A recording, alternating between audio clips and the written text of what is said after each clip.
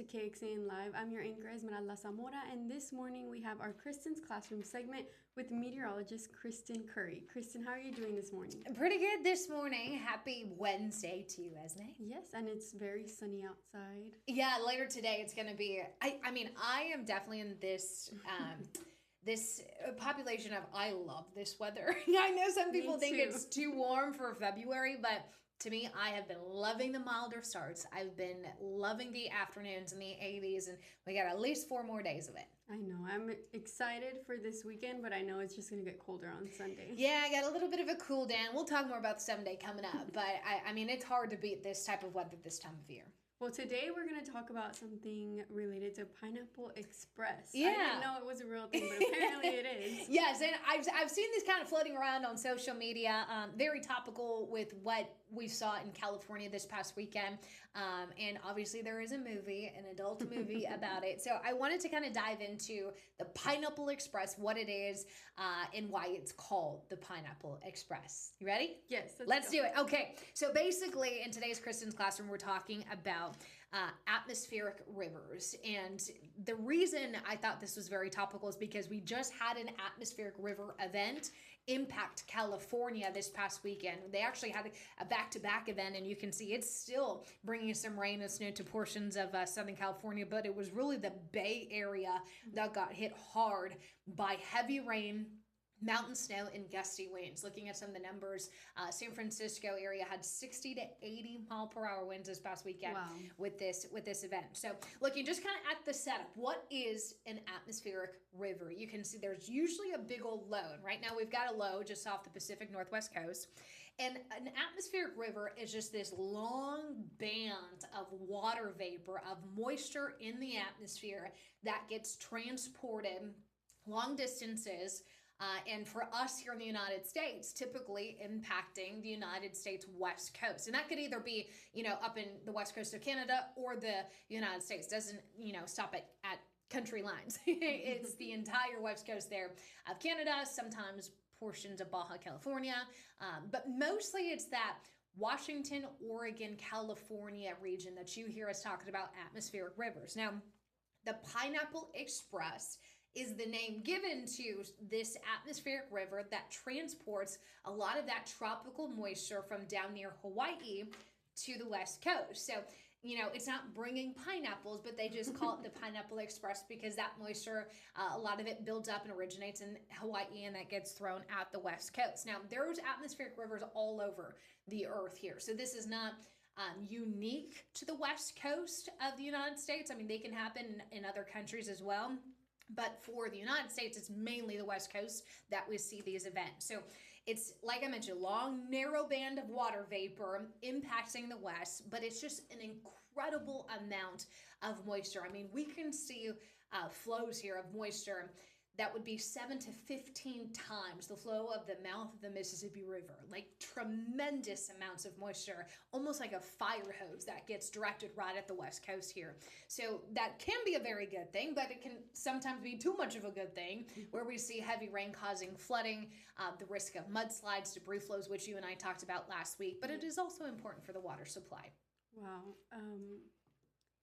So this is something that typically happens after rainfall or heavy rainfall?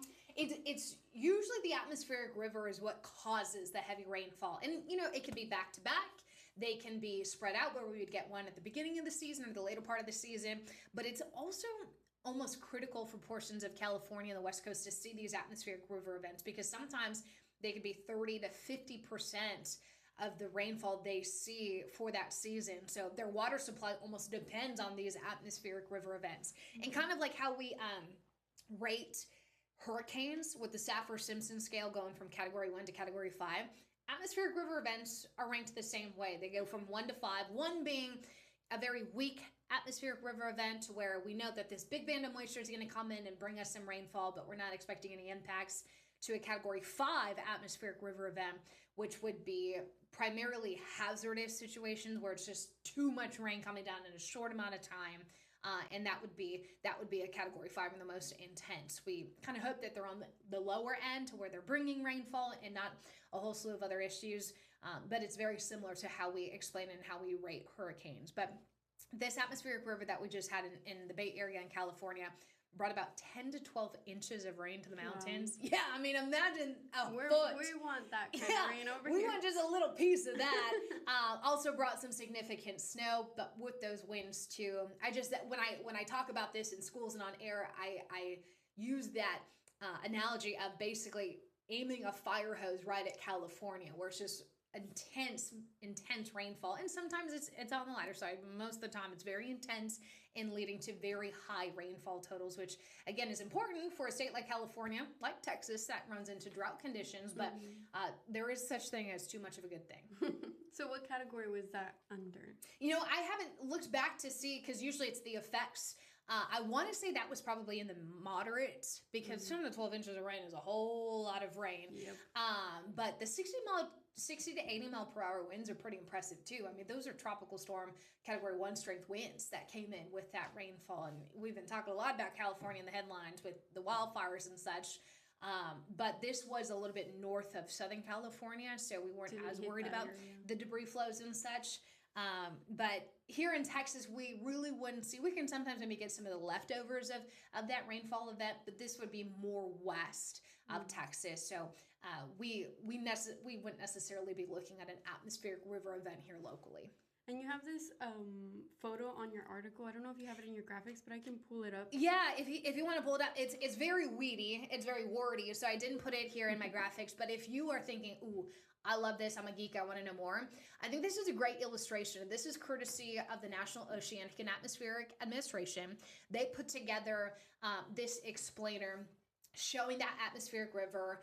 And sometimes, you know, this is what we didn't talk about, the terrain of California, when you got the mountains there on the interior side. That water isn't going to go through the mountains. It's got to go up and over. Yeah. And so that squeezes out even more rainfall. And so oftentimes you'll find some of the ski resorts in California there on the western side of that mountain range, these being the Sierra Nevadas. And you can really get some snow to pile up too with all that moisture being squeezed out. So once it goes up and over, it kind of just falls down the side of the mountain, right? Yes. And that gets into, you know, really any sort of weather pattern. The leeward side of a mountain is going to be, let me think about this. I have to think about it in my head. Leeward and windward. So the leeward side would be the side that's rainy. The windward side. No, I'm going to mess this up. I'm going to say it out loud. Let me look, because I know as soon as I say it, I do know that the side where that air is coming down is going to be the warmer and drier side, because warmer air, as it descends, it heats up and it dries out. So that is going to be where we typically see some of the deserts, and this is really most pronounced in the Pacific Northwest. If you've ever been to the state of Washington, western side, Seattle side, wet, gloomy, kind of dreary. Wet, yes. You get into the eastern side and it's much drier. It is much drier than the other side. Okay, yes, I was right. Windward side is going to be the wetter side. Leeward side, where the winds come down, is going to be the drier side. Wow. Well, this is an awesome photo to reference if you want to either teach your kids about this at the breakfast table or something. This is a perfect little graphic, I think, to explain it. But we also have your article that was published, and it's titled Kristen's Classroom Pineapple Express. It's a real thing, and you can find it on our homepage at kxn.com. Sounds good. Let me know if you have any questions. And I also wanted to touch on some of the weather that we are expecting the rest of this week. Yes, absolutely. I know. I'm all excited about the Pineapple Express. We got to talk about what's going on here at home. And as mentioned at the top, we've got really nice weather. 80s expected today through Saturday. Saturday being the warmest day of the next 7. Cold front comes through, though, and that does bring some cooler weather. So we've got lower 60s Monday, Tuesday. Now, again, emphasizing cooler, not cold, cooler.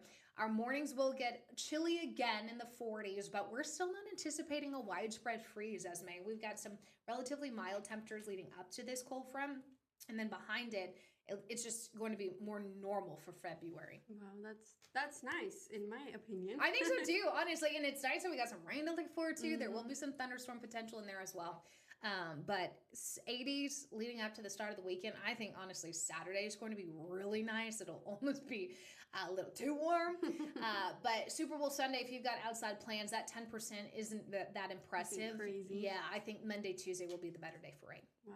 I was looking at a map, I think it was in the morning, and it was the temperatures from the entire country. Yes. And it was like half of the top was freezing, and I'll the show you, bottom girl. I will was show you. Super hot. I know, and this is why. Like, sometimes I worry. I'm like, this is people looking at the map of the nation thinking, well, let's move to Texas. It's nice and mild there. And you're like, well, I moved to Texas too. Listen, I can't complain. I'm a Texas transplant. But you're like, this is why people want to move here, because it's so... it is so mild in the winter. So this is, my computer is loading. It doesn't want to load that map. I showed this on there. I know what you're talking about, the current temperatures this morning. Well, here's a good one.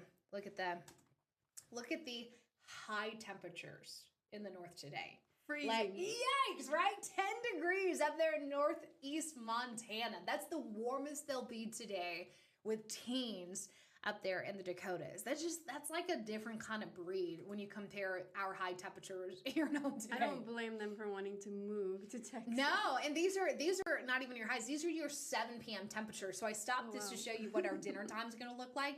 60s and 70s out there with 80s to the south. I mean, it's incredible. And it's not just Texas either. Most of our southern states are looking at some nice, comfortable temperatures too, as that storm track is too far to the north. But definitely puts into perspective that it could be worse. It could be way worse. Definitely worse.